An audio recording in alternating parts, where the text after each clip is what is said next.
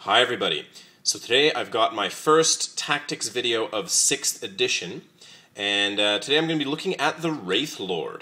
He's a pretty fascinating model. He's always been quite solid, even in 5th edition, for certain types of armies, and in 6th edition he got some extremely nice boosts. Some really nice boosts happened to him in 6th edition, and we're going to talk about, what those boosts are and, how you can make use of them. Pretty fascinating guy. He's tough. He can take amazing guns. He has good ballistic skill. He can fight well. He can do a lot. So he's a pretty interesting choice for your army. And we're going to talk about how he's going to work.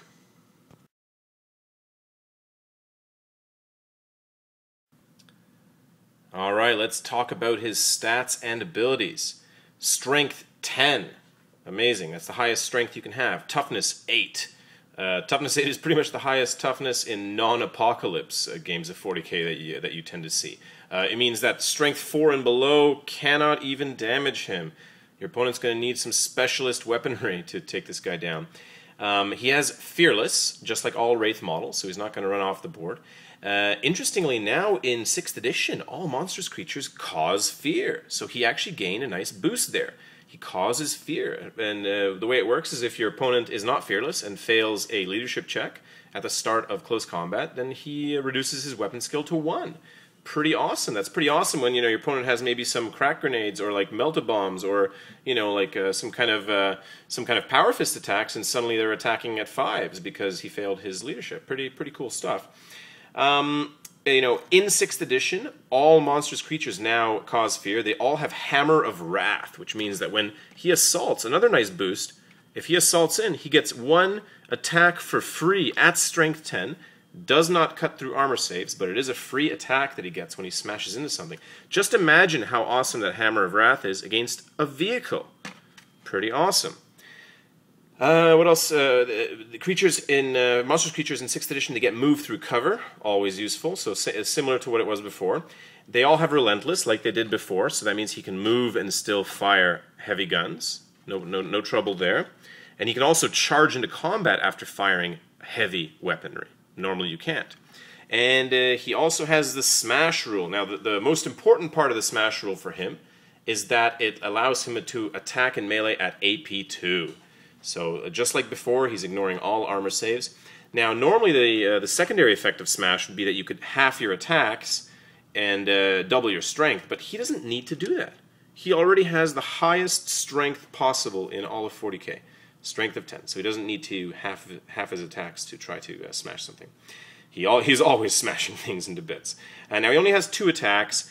They are going to be hitting at strength 10 AP2, so you got to make those count. He has the weapon skill, initiative, and the armor save of a Space Marine. So pretty respectable stats. Especially when you consider that they're attached to a toughness of 8.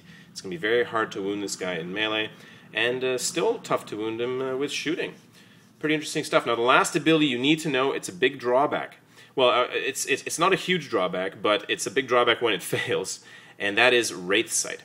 The way Wraith Sight works is if he doesn't start his turn within either 6 inches of a Psyker or 12 inches of a Spirit Seer, you roll a dice.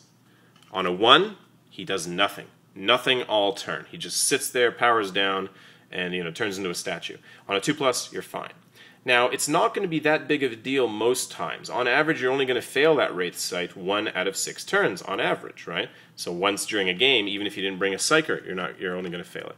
The problem is, of course, as we know, laws of averages never hold once you hit the table.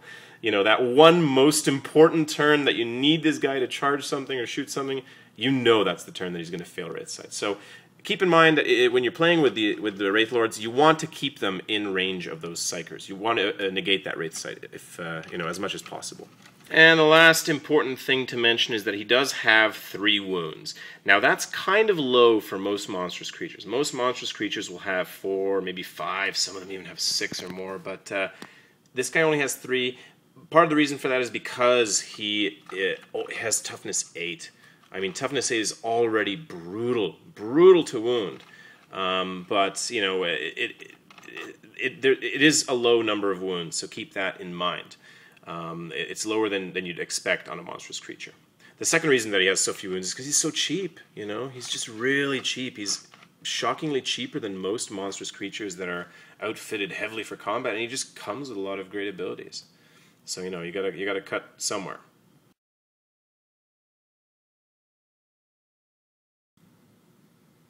Okay, let's talk loadouts.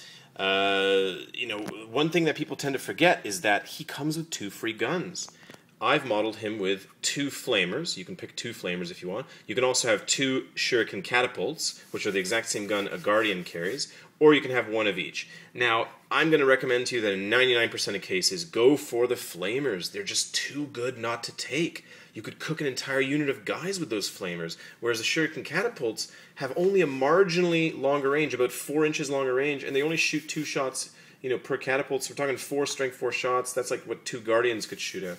It's just, you know, it's not that great. If they were twin-linked, maybe I'd say, hey, at least it's good against, you know, flying monstrous creatures because you could have a chance to shoot them out of the sky better. But they're not. So take the flamers. Now, the next thing you need to know before we continue is that it is possible, theoretically, to buy 2 of the same gun, because he can take any of the Eldar guns and he can take 2 slots. But if you take the same gun twice in both slots, you do not gain the benefit of 2 separate shooting weapons. Instead, they just become twin-linked. And that, my friends, is disastrous on this guy. His ballistic skill's already pretty good, and the weapons on him cost a lot more than on the ballistic skill 3 models in the army. So they're already super expensive, and you're paying double the price just to keep the same number of shots, but just twin link when your ballistic skill's already good. It's disastrous. If you were to do this with Bright Lances, you would pay 80 points for essentially a twin-linked Bright Lance, a single twin-linked Bright Lance shot. 80 points. That is unbelievably stupid. That is unbelievably terrible. What was Codex Eldar designer Phil Kelly, who is a great guy, I'm sure, but what was he thinking? 80 points for a single, you know, twin-linked Bright Lance. I mean, something like 60 points for, you know, if you have 2 star cannons, but it's just a single star cannon twin-linked. I mean, it's unbelievably terrible. Do not twin-link your guns on your Wraithlord. Buy different guns. Do not be a noob, all right? Just, you know, stay away from the twin-link gun option. It's a terrible, terrible waste of points. So let's talk about loadouts. First common loadout. Oldie but goodie, similar to 5th edition. Bright Lance and Missile. Why is this such a common and effective combination? You have 2 very good anti-vehicle guns, good ranges, 48, 36, both of them strength 8, one of them is even AP2 for better penetration. It's a lance on this one. This one, when you need to do infantry duty on, you know, some further turn, it fires a blast. It's just a great, decent combination, and it's not super expensive. Worth taking. Next combination that saw some play in 5th, and I think is going to see a lot more play in 6th edition, is the massive strength 6 shooting option, scatter laser and shuriken cannon over here. You get 7 strength 6 shots. Now that only happens at 24-inch range because this one only has 24, but you still have a 36-inch range gun with lots of shots in case, you know, it's early in the game and someone's far away that you need to shoot at. Pretty good option. You have good ballistic skill. You're going to get a lot of strength 6 hits. The other option that's similar is to swap it out for a little bit more points to get the star cannon, because now you have the same range. 36, 36, strength 6, 4 shots, strength 6, 2 shots. These 2 are AP2. So they penetrate better against vehicles. They roll better on the penetration chart, pardon me, and they also get right through things like Terminator armor. Now, another combination that you tended to see was Bright Lance and Sword, Wraith Sword. What does the Wraith Sword do? It simply allows you to re-roll to hit in melee. Unfortunately, it does not get you any extra attacks. It does not buy you like an Armor Bane type ability or anything like that. But it's very cheap. It's 10 points, the same price of a Shuriken cannon. And it does make those 2 attacks that you have 3 on the charge, of course, it makes them count better because you're going to hit more often with them. And with this setup, you still maintain an awesome anti-vehicle gun with good range. So you have the best of both worlds here in terms of melee and shooting. Common combination. You know, you could also, for instance, go for the sort of super cheap option, 10 points, 10 points. You know, you have a good melee capability, a decent strength 6 gun that can still hurt vehicles, still gun down, you know, monstrous creatures, still hurt infantry. And, you know, if you expect to see a lot of close-up combat, this is a good option for you. So consider that.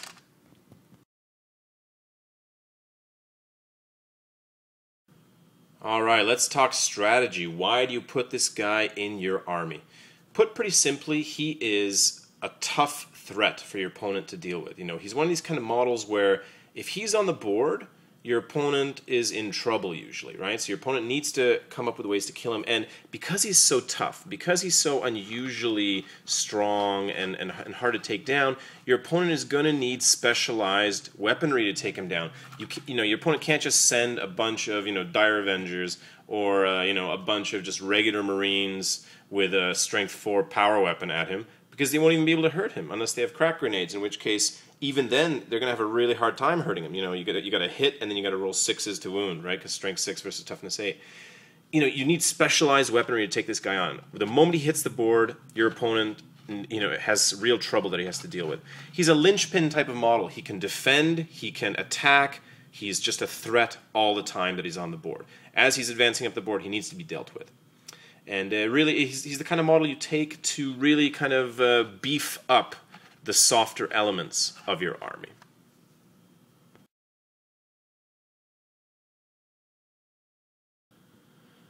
Okay, let's talk tactics. How do you make this guy really rock on the board for you? What can he do for you?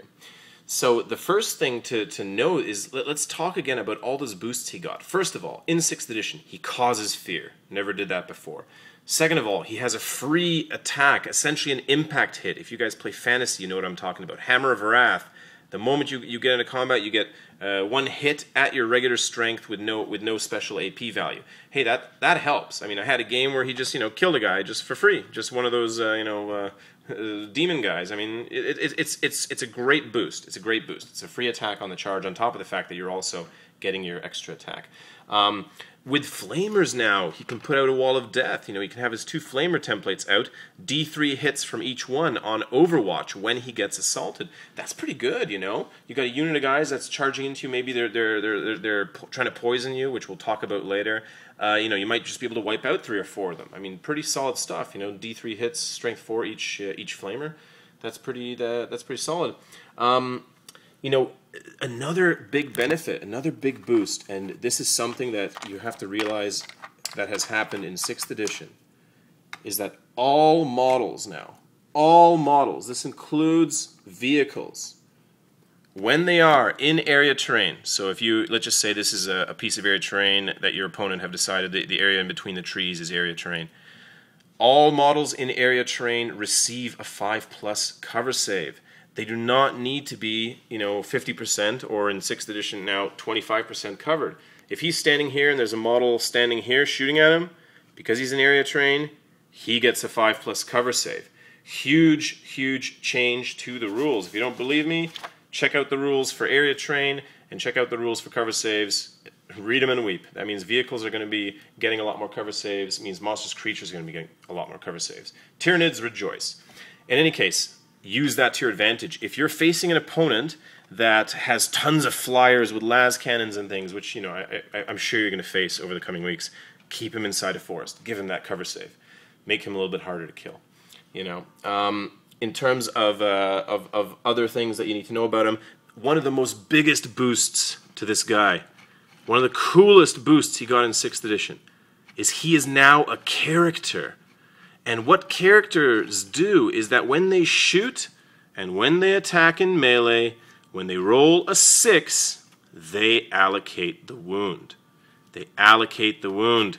Amazing stuff. If this guy's fighting a unit of orcs and there's a knob boss with the 1 power claw that can actually hurt this guy, and if I'm attacking before that power claw, if I roll that 6, I'm allocating my strength 10 AP2 wound, or hit rather, onto that power claw and hoping that he just goes right down. That's an amazing, amazing boost to these guys. That means these guys can do challenges. If you're getting assaulted by a group, you can orcs with a power fist, you challenge the power fist. Screw those other orcs.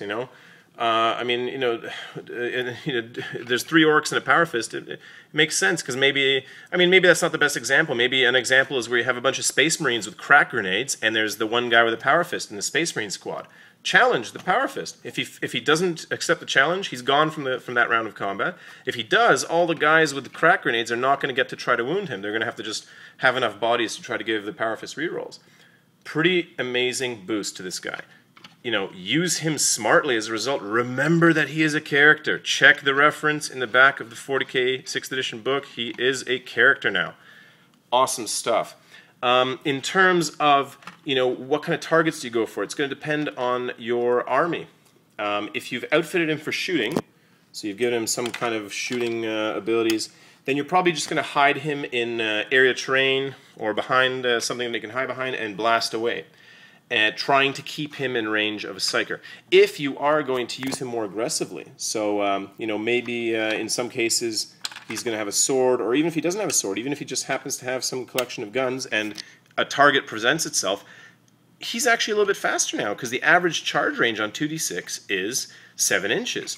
So he's gained a little bit of speed. He actually can get into combat to get that Hammer of Wrath going, to try to roll those 6s to allocate the wound, that he's going for. And with a sword, of course, this rerolls to hit. So if he misses one of those attacks, the reroll might give you a 6. Pretty interesting stuff. Be aggressive with him. The Flamers are going to help a lot in this edition because there's going to be more things on foot. So you're going to get a chance to just flame things away. The next tactic with your Wraithlord is to use him as an escort. He's such a big, tough guy that can actually fight in melee, that can really, put out a lot of damage with his flamers and guns, that it is worth keeping him nearby to defend something softer, like a unit of Guardians. Maybe this guy has been sort of over here, doing his business, and suddenly, a unit is about to come into range next turn to try to charge this way, or they're coming from this way. You get him in there, and maybe you pre-assault, you assault that thing, you shoot it. Or if something's already in combat with these guys, you bring him in, you keep him close by so that he can charge in and cut these guys out of combat. He's going to be a really tough target to deal with. He can challenge things, he can precision strike things to death. He's really a lot scarier in 6th edition. So keep him nearby your softer units, especially in foot armies where you have a unit of Guardians just chilling. That at this point, may be fearless if there's an avatar nearby. And of course, fearlessness is uber now. Because, even if 3 of these guys die, the unit is going nowhere. Now, they're going to be stuck forever fighting a nasty unit, but if this guy can cut him out, all the better, right? So consider using him as an escort or kind of like a defensive linchpin. Don't kind of advance him out on his own too much because he's slow and things will just maneuver around him. Keep him with your army, so that if something comes in and tries to fight you, you're like, well, you're going to have to deal with this guy. Don't have him out somewhere way out on his own where things can fly around him or just run away from him. Keep him near your army where he can defend your army. Another tactic that I want to talk to you about is one that I like to call the Phalanx. And what this tactic is meant to do is protect your soft foot units by having 2 or more of these wide-based monstrous creature walker dudes up front. And what you're doing is you're abusing the rule that you cannot have an enemy model come within an inch of another model without charging it. And essentially what you're doing is you're positioning these guys 3 inches, up to 3 inches apart. So we're going to measure this out. We can actually gain a little bit of distance here. So we're going to go up to about there. And that distance is about 3 inches or so. And what does that do? It means that if you have a unit behind them like this, reasonably far enough, because don't forget people can charge pretty far, so you do weird multi-charges, but nobody's going to be able to move through here without coming to within an inch of one of these guys. See? An inch. And, sorry, I just moved this guy a little bit, but he should have been right there, an inch, down to his base. So he cannot actually move through here. So you're using them as a phalanx to protect that unit behind there. They're going to have to face these thuggish dudes, and of course these guys are meant to be assaulted and survive against things that are lesser. It can protect, if that's the one crucial unit, it's turn 4 or 5, those guys are holding the objective. You do not want them to get charged because they're just going to get cleaved down. You use the phalanx to block off. And, God forbid you have like a 3rd guy, monstrous creature, that is tough. Maybe it's the 3rd Wraithlord, or maybe it is actually the Avatar. That phalanx extends really far because these bases are very wide as well, So you've got 3 inches here. Let's just eyeball it roughly. Or okay, let's measure it out. Actually, it's only 2.5, so we can actually get this out even further. And this guy can be out even further. Look at this phalanx that we've created here. There's nobody moving through because he's going to be within an inch. And they're going to have to just face this wall of dudes. Now, this situation is not going to happen that often, but I'm just telling you because now in this edition, there's going to be a lot more stuff on foot. How do you protect your stuff? And the things on foot are going to have to stay on foot to hold objectives. So how do you protect your guys? If you have Wraithlords, Avatar, things like that, you can create a phalanx formation. 3 inches in between, and it's going to be a wall that your opponent cannot just charge through easily. He's going to have to find some way to go around, which might take an extra turn, which will buy you time to gun it down, or just charge into it on your own with your own dudes, right? So that's another tactic there. Keep in mind, though, this phalanx does not work if you are too close to the front line. If your unit is too close up. Why does it not work? Because your opponent can multi-charge. If he has a model that's over here, and he rolls, I don't know, 6 or 7 inches, this looks about 5.5, maybe 6 inches to here, then, he's going to be able to multi-charge. He's going to, for instance, charge this guy, and the next guy is going to charge that guy, and, however he wants to, because they're too close to that battle line.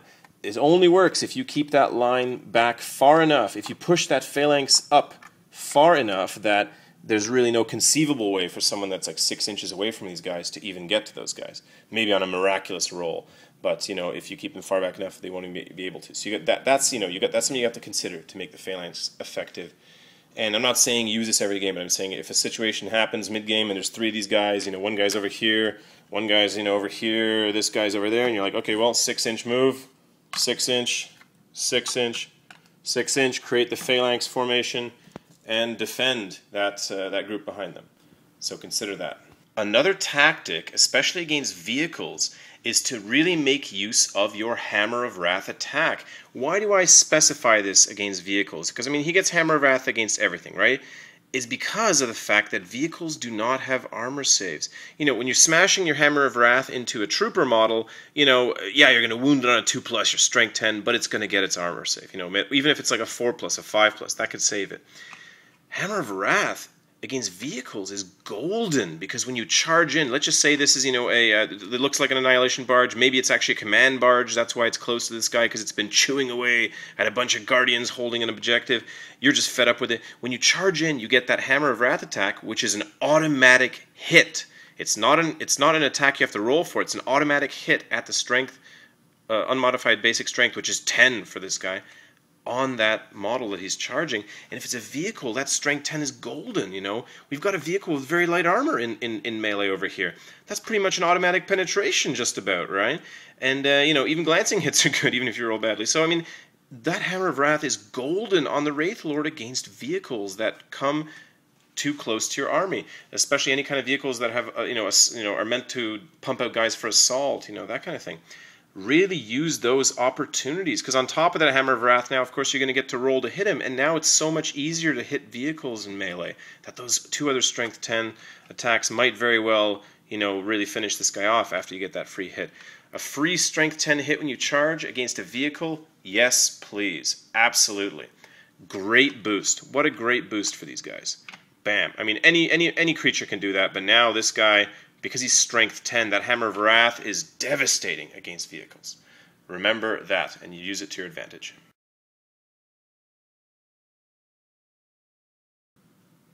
Let's talk strengths. So the Wraithlord loves to fight in melee small elite things. So 3 elite dudes, 4 or 5 elite guys, but only 1 or 2 of which can hurt him. He loves those kind of situations because he only needs to take a little, maybe a couple of combats, and he'll kill them all, and they won't have that much chance to really hurt him. He does not like to fight in melee lots of chaff. He doesn't like to face, like 10 guys that are maybe fearless and just useless, and that his strength is irrelevant against because they were going to be wounded on 2s anyways. Because he just can't kill enough of them. He only has 2 attacks. So try to send him when you can after targets that are smaller in number but are going to be harder for your other units to fight in melee, because he can do pretty well against him. In terms of shooting, he has good ballistic skill and he can take heavy guns. He likes to blow away vehicles, but you can also outfit him, like we've already talked about, with anti-infantry guns. I mean, the options are pretty wide open in Eldar, and he's good at shooting. He's not an amazing choice because for the points, he's only really getting 2 guns. You know, he's going to cost you about just over 100 points, even with like the basic kind of strength 6 shooting. And he's only going to have, 6 or 7 shots. But that's not bad. That's not bad. I mean, a Falcon for like 140-ish, 130-ish points can put out 7 strength 6 shots, and it's going to cost, a lot more than him. But it's going to have a worse ballistic skill. He has good shooting. His shooting is pretty darn good. In terms of anti-vehicle shooting, it's very good because Bright Lance missile combination is a great combo, and at ballistic skill 4, it really can work. So, he has those strengths. He's hard to wound, like we talked about. He's great. You can send him into a unit that only has strength 4 stuff, and the best they can do is try to, deliberately flee, allowing you to cut them down potentially. Or, better yet, if you're facing something like Bloodletters of Khorne, they only have strength 4, and they are fearless. They're not even allowed to run away. He will just tie them up till infinity. A unit of Khorne guys, he'll just tie up for infinity until he just wipes them out. Hopefully sooner rather than later. So, keep that in mind when you see targets out there.